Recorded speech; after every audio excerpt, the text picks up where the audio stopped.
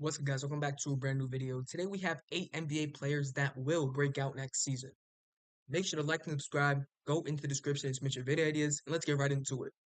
First things first, these breakout players might be players in their second year, might be players that moved into a bigger position, a bigger role, or might just be some players that I think have a great chance to step up and break out this season. Before we start with our official list, we have 4 honorable mentions. Number 1 is Anthony Black. He had a great summer league, but it's still going to be hard to find minutes in that guard rotation with guys like Jalen Suggs, Contavious Caldwell-Pope, Cole Anthony, Garrett Harris still there. Then we have Nikola Jovic. I don't know if his counting numbers are going to go up that much higher, but he's been improving every single year since he's entered the NBA. I believe he'll have a mini breakout next season.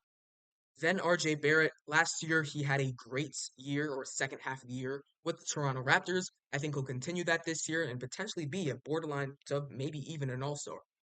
And then finally, Onyeka Okongwu, he'd be here maybe 2, 3 years ago if they decided to move on from Clint Capella.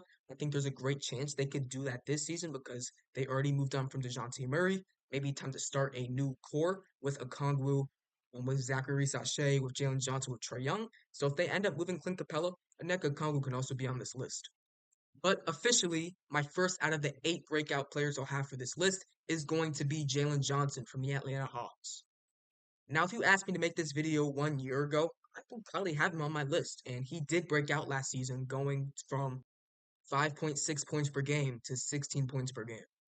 Even though he already broke out last season, I think he's going to be able to make an even bigger jump going to this season. With the Hawks trading DeJounte Murray, Jalen Johnson is now officially that team's second option.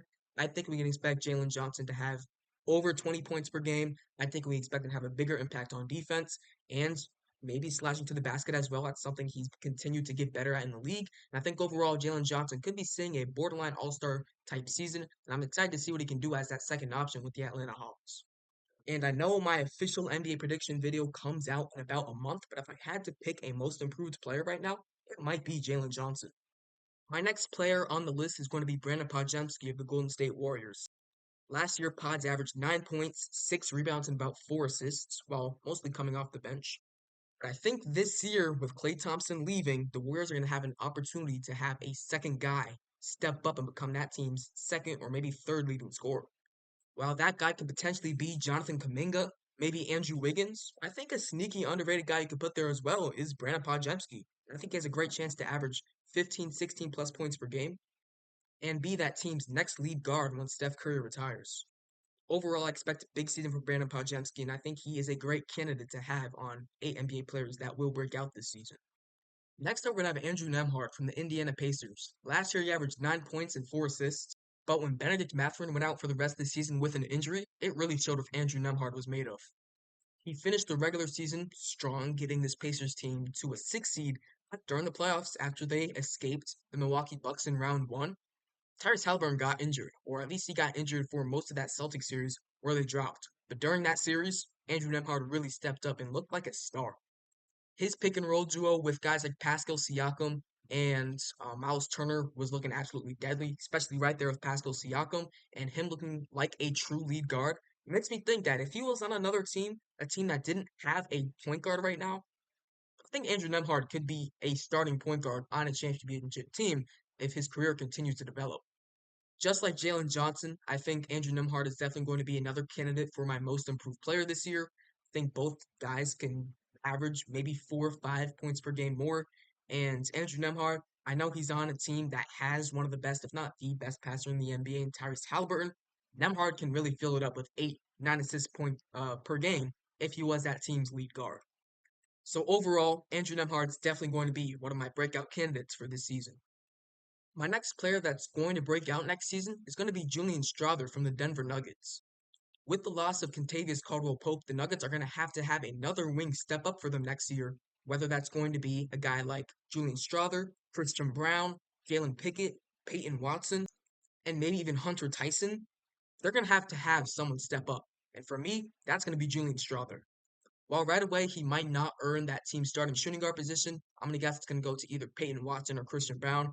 I think he's going to end it by the end of the season. He was looking elite during summer league. It looked like he did not deserve to be there. Looking like a true rotational NBA player. I think if Strawther comes in gets those percentages a lot higher up because they were not great last season, but it's also an extremely small sample size.